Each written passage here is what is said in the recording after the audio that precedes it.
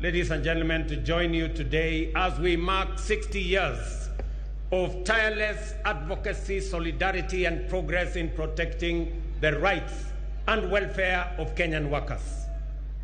International Labour Day grants a timely reminder of our constitutional and moral duty to uphold the dignity of labor without discriminating by age, gender, race, ethnicity, or ability, and to continually confront the evolving challenges facing our workforce. This year's theme, self-reliance in production, is the key to economic growth and resonates deeply with our collective national ambition. It calls on all of us as government, workers, entrepreneurs, and communities to champion a Kenya that is resilient, productive, and truly self-reliant.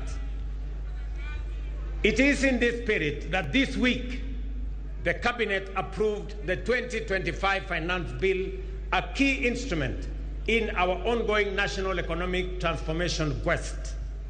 This bill has been carefully crafted to stimulate economic growth, deliver efficiency, and enhance competitiveness and expand opportunity. In fact, its provisions are designed to offer targeted relief for both businesses and workers and to support the spirit of enterprise and productivity. Notably, to improve workers' take-home pay, employers will now be required to apply eligible tax relief and exemptions directly when calculating pay as you earn, a significant shift from the current system where such reliefs can only be claimed from Kenya Revenue Authority. Precisely what Atwoli was talking about.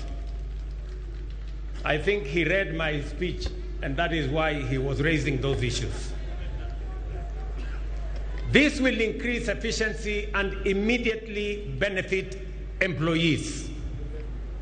Additionally, all pensions and gratuity payments for both the public and private sector will now be tax exempt.